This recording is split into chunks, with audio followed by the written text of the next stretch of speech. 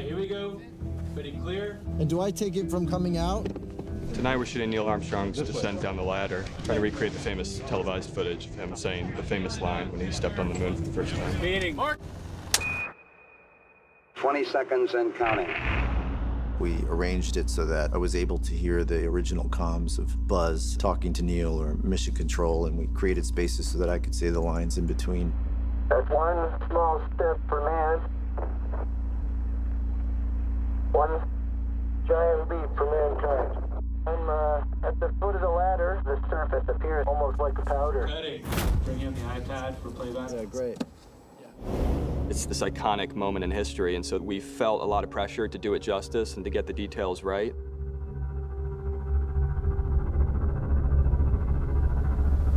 Keep an eye on your fuel. Continuous burn time is limited to 900 and... Very surreal to be walking down the ladder, hearing those voices, saying those lines in this suit. Okay, I just checked, coming back up to that first step, Buzz. It's adequate to get back up. Breathing the oxygen that the suit's providing. It's very hard to explain. Apollo 11, Houston, we are go for undocking, over. You saw firsthand how amazing it is that they pulled this off with the technology that they had. The one real hiccup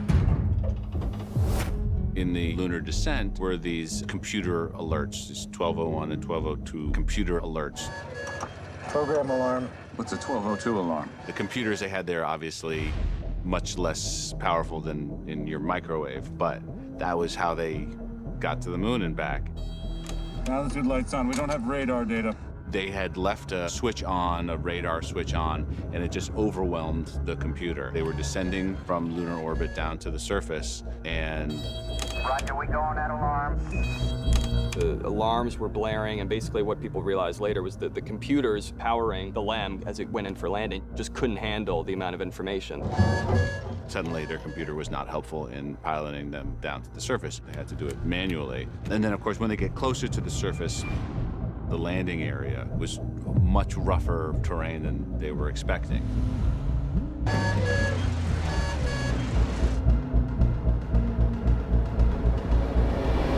Houston, Tranquility Base here. The Eagle has landed.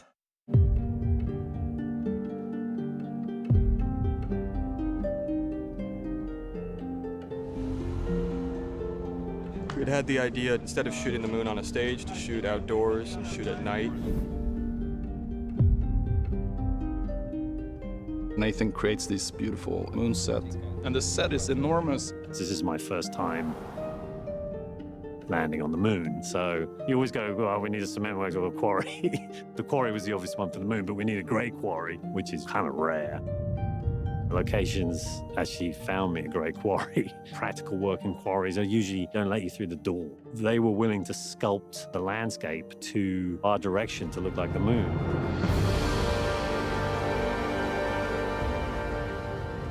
Locations like that, part of the joy of getting to tell this story. There was a lot of pressure to get that right. And we're just trying to be as authentic as possible, but also trying to put a stamp on it that's unique to the movie. We were shooting with lights that Linus, our cinematographer, had created to try and simulate sunlight. We were shooting with IMAX cameras. We went through movies and photography from NASA, and the lenses we're using are actually the same lenses that they used on the moon when they took the still photos. We're using the same film stock to shoot the moon. I was talking with astronauts who had walked on the moon, and they told me it was the most clear-eyed they had ever been in their lives. As though they'd just gotten a shot of adrenaline. It was like an awakened dream. They could hear everything better, they could see everything better, everything was crystal clear, and yet their heart was going a million miles a minute. We don't want to use CG, and the lunar lander couldn't have stood by itself. It was built for moon's gravity. The lunar module is incredibly flimsy piece of machinery. It's designed to be as light as possible. But you sit with construction, you sit with my teams, and we figure out how to make it structurally sound and safe that someone can get into it and climb the ladder. There's so many logistical items, just even building something that size, trunking it, getting it into the quarry, standing it, making it wind resistant.